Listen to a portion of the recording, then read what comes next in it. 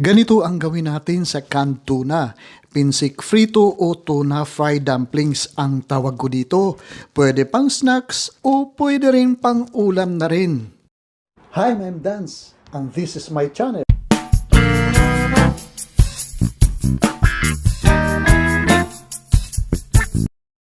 Dito ay kakailanganin natin ng 2 latang tiga 180 grams na canned tuna in oil.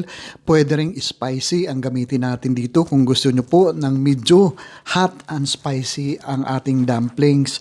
I-drain lang po natin dito ang ating canned tuna. Hindi po natin isasama ang liquid ng ating canned tuna dito.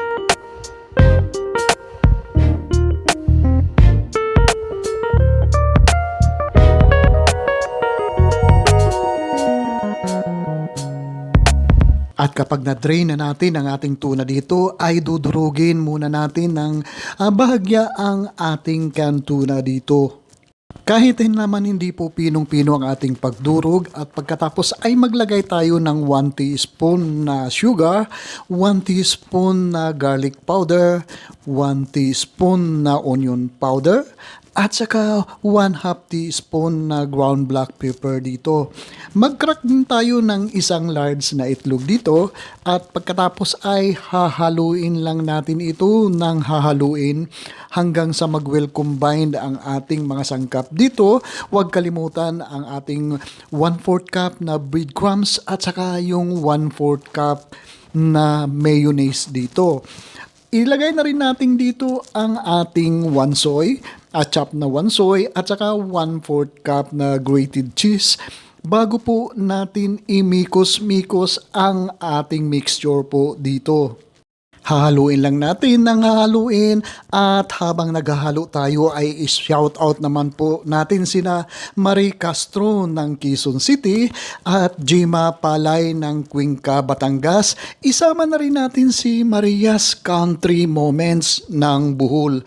Maraming salamat sa palagi niyong pagsuporta sa aking mga video recipe dito. At kapag nahalo na natin ng maigi ay takpan muna natin ng cellophane ang ating mixture at ilagay muna natin sa chiller ng 1 to 2 hours para po hindi maging watery ang ating mixture dito at mas maganda ilagay natin sa fillings o gawin dumplings ito. Mag-i-scoop lang po tayo ng mga 1/2 teaspoon dito sa ating mixture at ilalagay natin sa gitna ng ating wonton wrapper at pagkatapos po ay isisil natin ng triangular po ang shape ng ating dumplings dito. Gayahin nyo na lang po dito sa aking video kung paano ko po sinisil ang ating dumplings dito.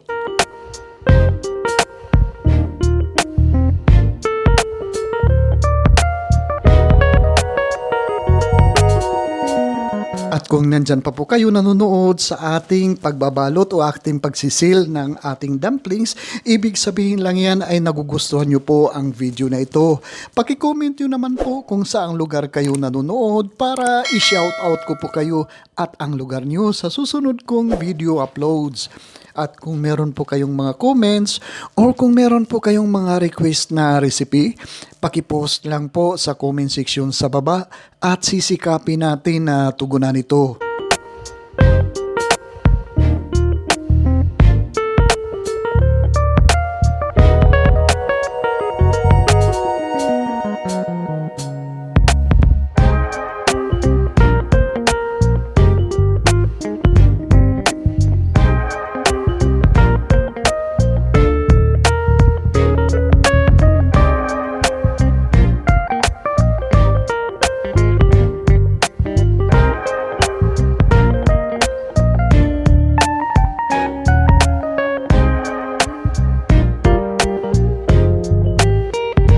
Ayan ang ating mga binalot o ang ating nasil na mga dumplings at ito ay priprito natin sa mainit na mantika hanggang sa mag golden brown po ang kulay ng ating dumplings dito.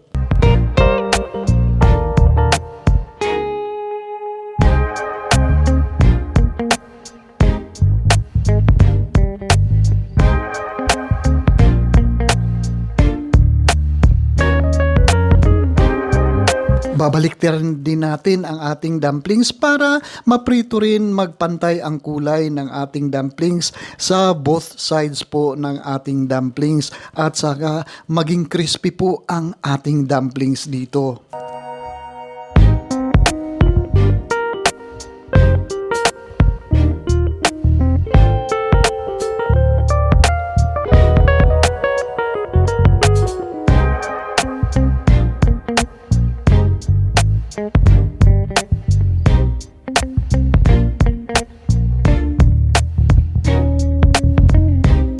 At ito na po ang ating super crispy o super crunchy na pinsik frito, tuna pinsik frito o tuna fried dumplings ang ating ginawa dito.